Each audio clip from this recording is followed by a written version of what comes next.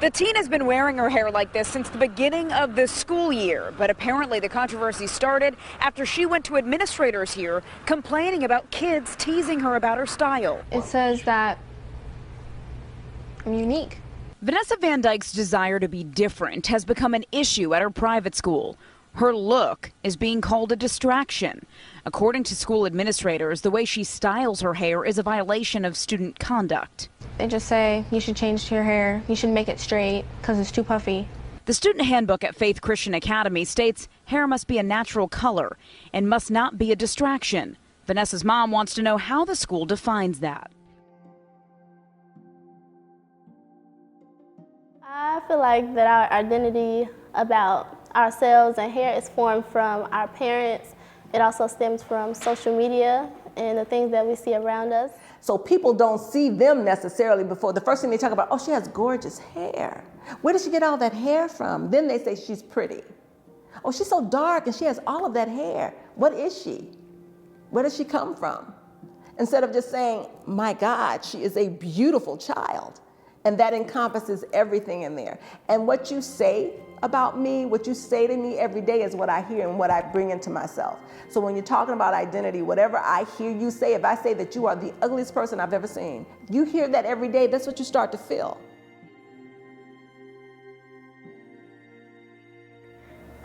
And I even asked my mom about it, and like she came out about like things that she was told growing up, like nappy hair. Like if your hair is not curly, that was considered like bad hair or nappy hair. And I think nappy hair has become like a signifier for bad hair, even though nappy hair, as we know, was like beautiful.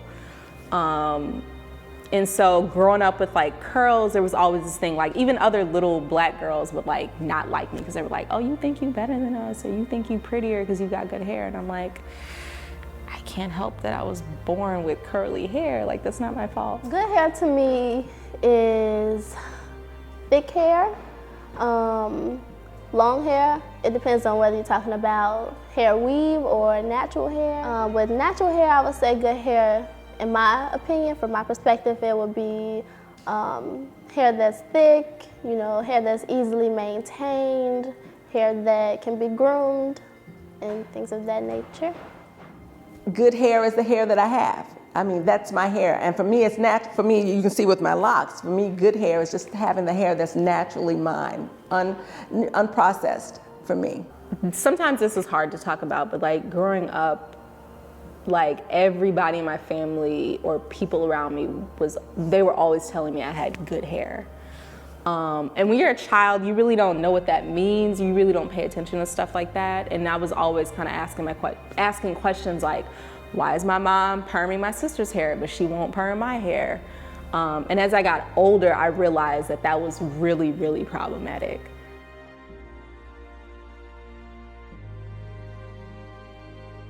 Because when I was younger, I defined beauty based on what I saw on television, of my relatives, because I'm of a multicultural background. Those relatives who were fairer and had straighter hair, that was defined as beautiful. Beauty is everything. You have women out here, they can be at their lowest point, and with a nice hairdo, you'll never know by looking at them. Beauty to me is nice hair, nice skin. Yeah, I feel like beauty, it stems from within, but I also feel like the outside has a lot to do with it, because in society you're judged a lot based on how you look on the outside rather than the inside, and that has a big effect on how you view yourself. Beauty for me is who I am. I'm very comfortable now, and it took a long time for me to be comfortable in my skin. I'm very comfortable now, and I think my natural beauty is, for me, beauty is something that's untouched, that you don't have to do anything to. Our students and what our young women see on television is a definition of beauty. Rarely will you see me on someone that looks like me on television and people constantly talking about how beautiful. Yes, I get told a lot that I look like an African history teacher or an art teacher that's like really strong in Black movement. people initially look at me and assume that I have dreads. And dreading and locking are different. So I have one dread on my hair, which I dreaded from my aunt, but these are locks. So my hair becomes a teaching tool more than anything else. So even though I know sometimes, depending on where I am, like I've gone to Italy and people see me with locks and they're like, hey, that's beautiful. I see people here sometimes, and depending on where I am, they think that my hair is dirty and that I don't wash it because it's locked.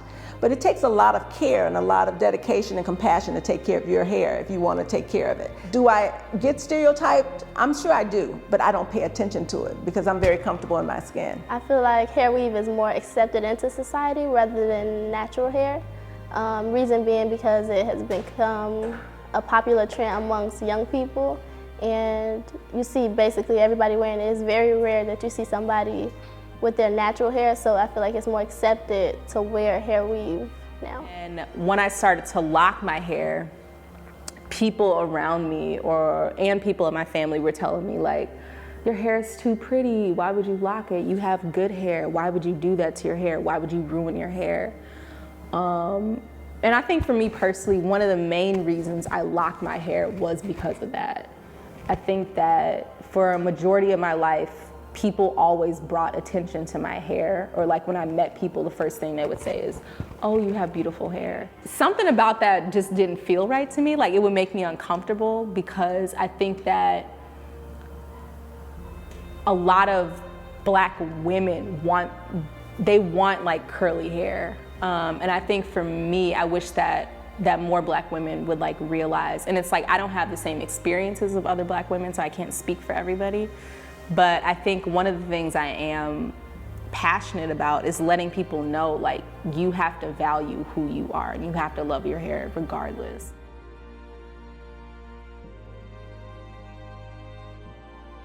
I think she needs role models that look like me.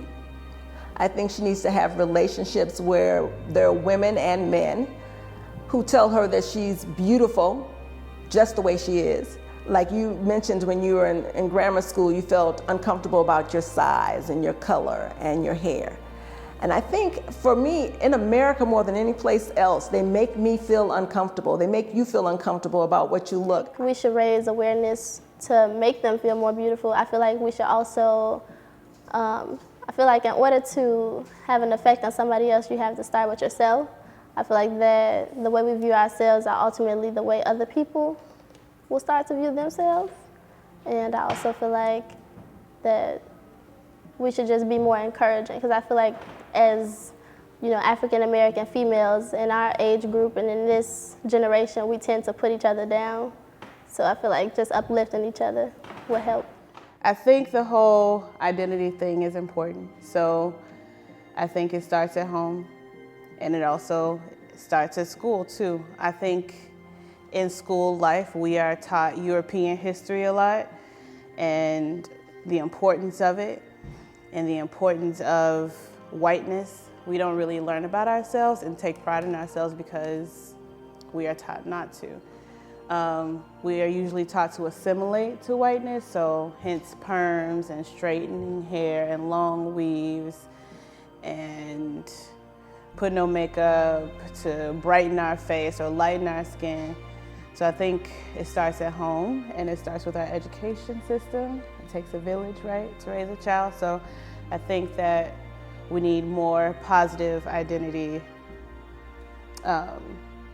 education for our Black girls. Black girls don't feel, they're not attracted to natural beauty. Like a lot of the young Black girls that I've been around, their definition of beauty is like lighter skin, or they want straight long hair, they want like the long weave. And I feel like some of those things come from hundreds of years of like Black people being told that we're not beautiful, even though we are. We just have to, you know, learn to realize that.